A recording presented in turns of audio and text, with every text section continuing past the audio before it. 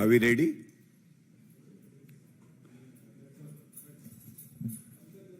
सभी पत्रकार बंधुओं को नमस्कार एवं सभी नागरिकों को रक्षाबंधन की शुभकामनाएं। जैसे हम लोग देखा पा रहे हैं, क्या आज की राजनीति बना दी गई है विपक्ष द्वारा। एक तरफ प्रधानमंत्री जी ने कहा है भ्रष्टाचार क्विट इंडिया, भ्रष्टाचार के खिलाफ कार्रवाई हो रही है। पूरा देश देख रहा है कि इंडिया में ईमानदार सरकार है और इसी से घमंडिया परेशान है। अगर ईडी सीबीआई ईमानदार है तो घमंडिया दागदार है और अराजक अपराध पार्टी पापी आप, जो कि कट्टर ईमानदार का सर्टिफिकेट बांटती थी, आज उनकी हालत यह हो गई है कि वो घबराए हुए हैं कि जो शराब घोटाले के किंगपिन हैं वो भी कहीं जेल की सलाखों के पीछे ना हो। किंगपिन मतलब पापी अरविंद केजरीवाल। एक प्रेस वार्ता कल करी गई, ये पापी आपके नेता संजय सिंह जी ने करी थी। संजय सिंह जी ने जो बातें कही तो ऐसा प्रतीत हुआ कि अरविंद केजरीवाल जी घबराए हुए कह रहे हैं मुझे बचा लो संजय, मुझे जेल नहीं जाना है। मनीष सिसोदिया जिनको कट्टर ईमानदार बताते थे वो कट्टर बेईमान निकले। 6 महीने हो गए, 6 महीने कट्टर बेईमान पापी मनीष सिसोदिया जो उप मुख्यमंत्री थे उनकी बेल नहीं हो पाई है। एक प्रकरण सामने आया जिसमें कुछ लोग और एक ईडी के अधिकारी भी थे, वो भूल गए कि उनकी जिम्मेदारी क्या है, उनका कर्तव्य क्या है और गलत कृत्य कर रहे थे। रिश्वत दी जा रही थी एक आरोपी द्वारा। संजय सिंह जी बाहर निकले, उन्होंने कहा तथाकथित मनगढ़ंत काल्पनिक घोटाला। तो सबसे पहले तो सवाल अरविंद केजरीवाल जी आपसे यह है कि कम से कम अगर किसी वरिष्ठ नेता को भेजें तो तैयारी करवा के भेजिए। अगर तथाकथित मनगढ़ंत और काल्पनिक घोटाला है तो हम ये जानना चाहते हैं ऐसा क्यों हुआ। 26 फरवरी 2023 को मनीष सिसोदिया गिरफ्तार होते हैं, 2 दिन में सर्वोच्च न्यायालय पहुंच जाते हैं। जब वो सर्वोच्च न्यायालय जाते हैं, ये आदेश है, प्रमाण, वो कहते हैं ये सारे जितने चार्जेस हैं ये राजनीतिक द्वेष से लगाए गए हैं, इनको निरस्त करिए। सर्वोच्च न्यायालय कहता है नहीं, हम नहीं करेंगे। ये 28 फरवरी 2023 का ऑर्डर है। और यह भी सत्य है कि ये सारे आरोप आज भी खड़े हैं, चार्जशीट दायर हो चुकी हैं, ईडी ने भी करी है, सीबीआई ने भी करी है। तो ये तथाकथित मनगढ़ंत काल्पनिक कैसे हुआ। और यह भी सच है, जैसा मैंने बताया, दिल्ली उच्च न्यायालय ने मनीष सिसोदिया को शराब घोटाले में बेल नहीं दी। सर्वोच्च न्यायालय में भी बेल अभी लंबित है, 4 सितंबर को आ रही है, अगर तिथि मुझे सही याद है। और अच्छा है कि संजय सिंह पेशे से अधिवक्ता और वकील नहीं है, क्योंकि जिसकी पैरवी वो करने आए थे उसी का केस खराब कर रहे थे। मैं आपको कुछ तथ्य बताता हूं। सबसे पहले संजय सिंह जी, ये बताइए, ये जो पूरा ट्रांजैक्शन लेन देन रिश्वत का है,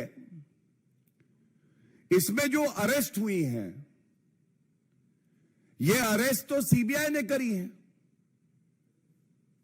तो इसका मतलब ईडी और सीबीआई अच्छा तालमेल दिखा के कार्य कर रही हैं, और कोई भी किसी भी भ्रष्टाचार के मुकदमे में अगर हस्तक्षेप करने का प्रयास करता है या दबाव बनाने का प्रयास करता है तो उसकी जगह जेल की सलाखों के पीछे हो जाती है। दूसरी बात, यह तो आपके लिए चिंताजनक है कि घूस एक आरोपी देने के लिए आगे आता है और वो घूस देने वाला भी अरेस्ट होता है और वो अधिकारी भी अरेस्ट होता है, लेकिन आरोपी तो मनीष सिसोदिया भी है। केस दबवाना, दबाव डलवाना, रिश्वत देना, लूट खसोट करना, ये तो अरविंद केजरीवाल और पापी आपकी खूबियां हैं। तो इससे तो आपका चरित्र जाहिर हो रहा है। तीसरी बड़ी बात जो ये दिखाती है कैसे वर्तमान सरकार में जांच एजेंसियां अपना काम कर पा रही हैं, यह सर्वविदित है कि ये जो रिश्वत दी जा रही थी, ये इसलिए दी जा रही थी कि एक एक्यूज्ड है अमन धल, इनकी गिरफ्तारी रुक जाए। लेकिन ये क्या हुआ संजय सिंह जी, 1 मार्च 2023 वो व्यक्ति गिरफ्तार हो जाता है। इसका मतलब ये तो हमारे देश के लिए शुभ संकेत है कि ईडी सीबीआई अपना कार्य करती है, और अगर कोई गलत कार्य करता है, चाहे वो ईडी का अधिकारी भी क्यों ना हो, तो उसके खिलाफ भी कार्रवाई होती है। और जिस व्यक्ति को गिरफ्तार ना हो इसके लिए रिश्वत दी जाती है तो वो गिरफ्तार भी हो जाता है। और इसमें एक और मुकदमा दर्ज कर लिया जाता है, ये जो पूरा प्रकरण है। तो ये तथ्य मैंने आपके सामने इसलिए रखे, संजय सिंह जी की प्रेस वार्ता में तथ्य नहीं थे, लेकिन दलील भी बड़ी कमजोर थी। और अगर अरविंद केजरीवाल की पैरवी संजय सिंह करेंगे तो जनता जो कह रही है मनीष सिसोदिया तो झांकी है, अरविंद केजरीवाल अभी बाकी है, ये कहीं सच ना हो जाए। जांच एजेंसी अपना काम करती रहेंगी। इसके अलावा यह बताना भी जरूरी है, आप देखिए घमंडिया के ये जो सदस्य हैं इतने बड़े भ्रष्टाचारी हैं कि कल प्रेस वार्ता में कहा सिर्फ 2 करोड़ 14 लाख रुपए नगद, 1 करोड़ 90 लाख की ज्वेलरी यह बरामद हुई। सिर्फ एक तरफ देश की जनता है, ईमानदार सरकार है केंद्र में जो कहती है 1 रुपए की चोरी, 1 रुपए का भ्रष्टाचार जनता की गाड़ी कमाई से बहुत बड़ा अपराध है। दूसरी तरफ कट्टर बेईमान पापी आपके संजय सिंह, अरविंद केजरीवाल कहते हैं 4 करोड़ थोड़ा सा ही तो है, 4 करोड़ इसको नजरअंदाज कर दीजिए। ये जनता देख रही है। अपने लिए शीश महल बनाओगे, जनता अंदर जा नहीं सकती है। और 4 करोड़ जब एक ईमानदार जांच एजेंसी कार्रवाई करती है, केवल इस प्रकरण में जब्त किए जाते हैं, तो आप कहते हैं केवल 4 करोड़ है। लेकिन इसके साथ यह भी जानकारी दे दे कि पढ़ाई लिखाई में संजय सिंह जी थोड़ा कम विश्वास रखते हैं। उनको ये जानकारी भी होनी चाहिए, ये जो आरोपी है चार्टर्ड अकाउंटेंट, इसमें 2 करोड़ 20 लाख नगद, करीब करीब 1 करोड़ 90 लाख की ज्वेलरी और साथ में 2 करोड़ 26 लाख रुपए जो बैंक अकाउंट में थे वो भी सीज किया गया। तो इसका जिक्र संजय सिंह जी करना भूल जाते हैं, और आज ये सवाल इस मंच से पूछा जाना चाहिए।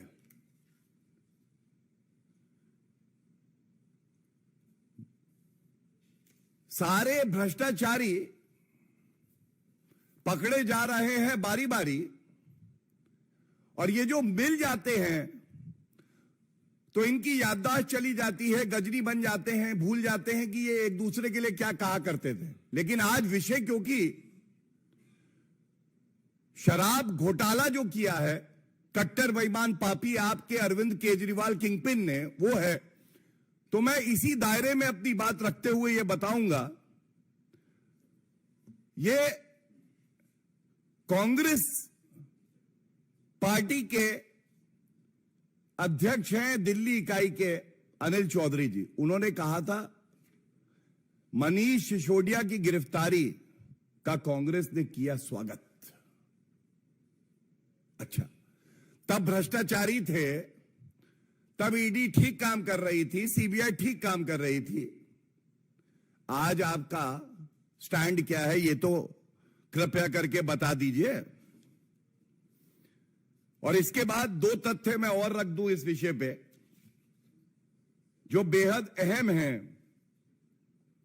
संजय सिंह जी, आपने बताया अपनी प्रेस वार्ता में conviction rate of ED is only 0.5%। आप फिर पढ़ाई लिखाई नहीं करके आए। अरविंद केजरीवाल जी ने क्या हाथ जोड़े कि मुझे बचा लो, आपने झूठ बोलना शुरू कर दिया। ईडी की वेबसाइट पे जाइए, conviction rate of ED as an investigating agency is higher than 90%, 90% से ऊपर है, और आप 0.5% बता रहे हैं। आप ये क्यों नहीं बता रहे हैं कि ये सारी जितनी भ्रष्टाचारी पार्टियां एकजुट हुई हैं, ये सब 14 पार्टियां सर्वोच्च न्यायालय गई, यही सब बातें इन्होंने जांच एजेंसियों का मनोबल तोड़ने के लिए कही। ईडी सीबीआई का दुरुपयोग हो रहा है, राजनीतिक द्वेष से काम कर रही हैं। सर्वोच्च न्यायालय में तो आपकी आस्था होनी चाहिए अरविंद केजरीवाल जी। सर्वोच्च न्यायालय ने इनकी याचिका निरस्त कर दी। तो यह स्पष्ट दिखाता है कि जब सत्येंद्र जैन 15-16 महीने से पॉक्सो एक्यूज से जेल में मसाज करा रहे हैं और बेल नहीं हो रही, और कट्टर बेईमान पूर्व उप मुख्यमंत्री किसी समय में अरविंद केजरीवाल का दाहिना हाथ मनीष सिसोदिया, उसकी बेल नहीं हो रही 6 महीने से, और आप जांच एजेंसियों पे आरोप लगा रहे हैं। मैं तो आपको चुनौती देता हूं अरविंद केजरीवाल जी, तुरंत सर्वोच्च न्यायालय और उच्च न्यायालय जाइए। जैसा आपने कहा, 3 शब्दों का इस्तेमाल किया, तथाकथित घोटाला निरस्त कराइए, मनगढ़ंत घोटाला निरस्त कराइए, और काल्पनिक घोटाला है इसको भी निरस्त कराइए। अरविंद केजरीवाल जी बहुत घबराए हुए हैं, चिंतित हैं, व्यथित हैं। उनको यह लगता था वो भ्रष्टाचार करेंगे, शराब घोटाला करेंगे और कानून से वो ऊपर हैं, लेकिन अब कार्रवाई होगी और किसी को बख्शा नहीं जाएगा। और यह बात भी बड़ी जिम्मेदारी से कह दें, एक बड़ा संदेश गया है कि अगर कोई ऐसा अधिकारी भी होगा जो गलत कृत्य करेगा या भ्रष्टाचार स्वयं करेगा तो उसके खिलाफ भी सख्त कार्रवाई होगी। इससे जो गंभीर आरोप मनीष सिसोदिया पे और तमाम और आरोपियों पे लगे हैं, उनकी गंभीरता कम नहीं हो जाती है। वो ट्रायल कोर्ट में चल रहा है। बहुत बहुत धन्यवाद। अगर इस विषय पे कोई आपके प्रश्न हो तो मैं जरूर उत्तर देना चाहूंगा। इस पे अगर पहले है तो पूछ लें, अगर इस पे कोई प्रश्न नहीं है तो फिर एनी क्वेश्चन ऑन दिस? हाँ,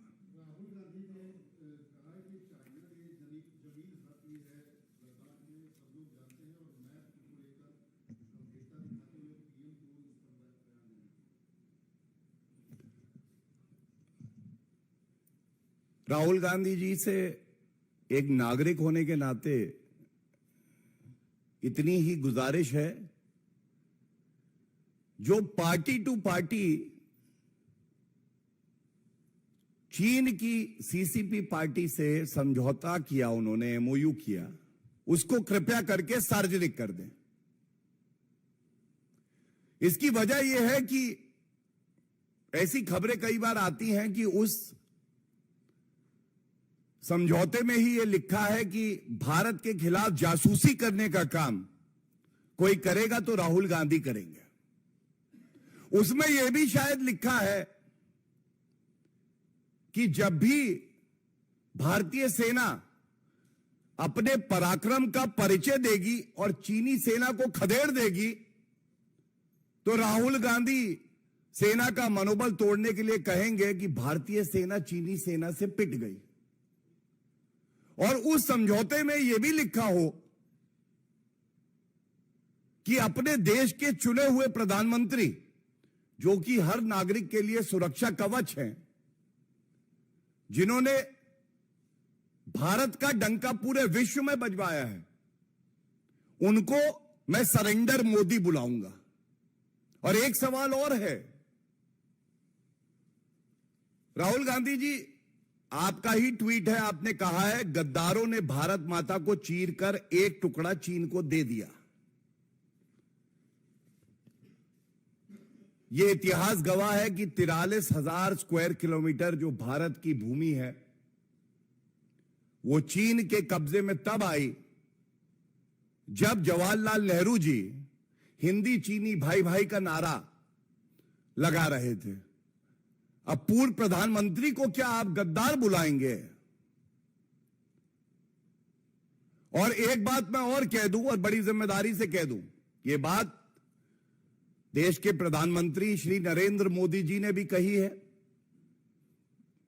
हमारे गृह मंत्री श्री अमित शाह जी ने भी कही है, रक्षा मंत्री श्री राजनाथ सिंह जी ने भी कही है और देश की सेना ने भी कही है। श्री नरेंद्र मोदी जी के नेतृत्व में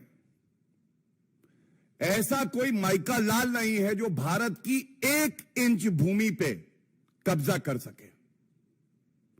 लेकिन राहुल गांधी जी, जो सवाल एमओयू को सार्वजनिक करने के लिए आप बाध्य हैं, यह पूछा गया है, उस पर कृपया उत्तर जरूर दीजिएगा। और अगर आप नहीं देते हैं अगले 24 घंटे में, तो आपकी चुप्पी इस बात का प्रमाण है कि आपने भारत से, इंडिया से गद्दारी करी है। और दूसरी बात, यह भी हर जगह सार्वजनिक है कि राजीव गांधी फाउंडेशन में 1 करोड़ से ज्यादा की रिश्वत ली थी, वो भी चीन से। कृपया करके यह बताइए, जो लद्दाख में बाइक चला रहे थे, महंगी महंगी जैकेट थी, ये उसी रिश्वत के रुपए से ली है क्या? और अगर ये रुपया आपने रिश्वत में लिया तो ये लौटाया भी कि नहीं? और कहीं यही वजह तो नहीं है कि आपके सारे बयान हमारे देश के खिलाफ होते हैं, भारतीय सेना के मनोबल को तोड़ने वाले होते हैं? आज ये बड़ा सवाल हम इस मंच से उठा रहे हैं और उम्मीद करते हैं आप उत्तर देंगे।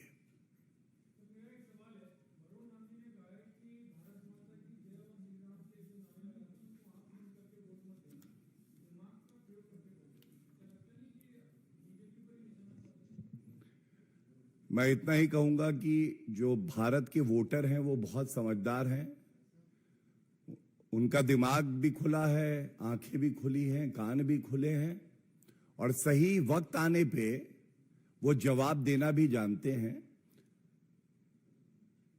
2024 के चुनाव ऐतिहासिक होंगे और ये यकीन है हमें कि पुनः भारत के प्रधानमंत्री श्री नरेंद्र मोदी जी होंगे, जनता उन्हें आशीर्वाद देगी और पूर्ण बहुमत की सरकार भारतीय जनता पार्टी की बनेगी।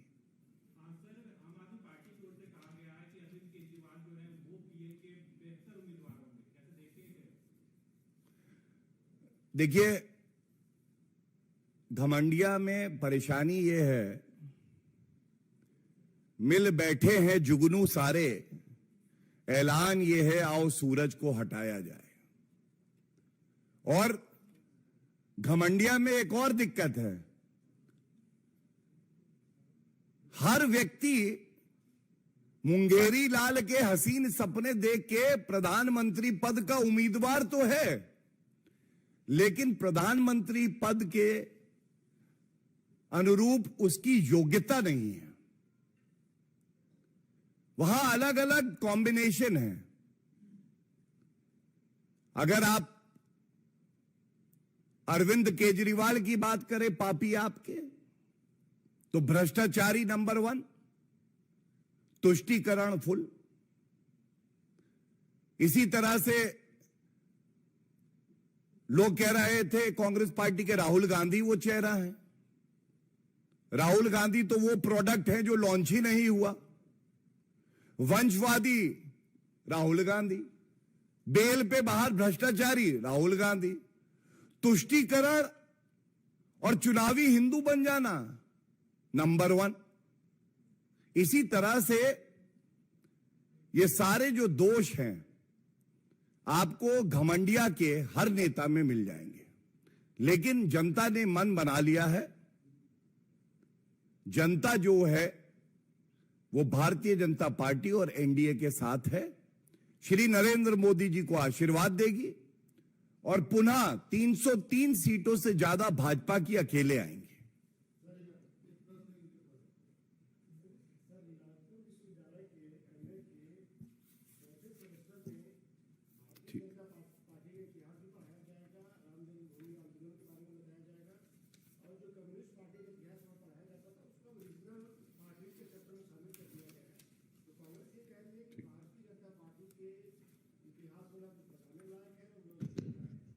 ठीक है, any other questions? Thank you so much for coming.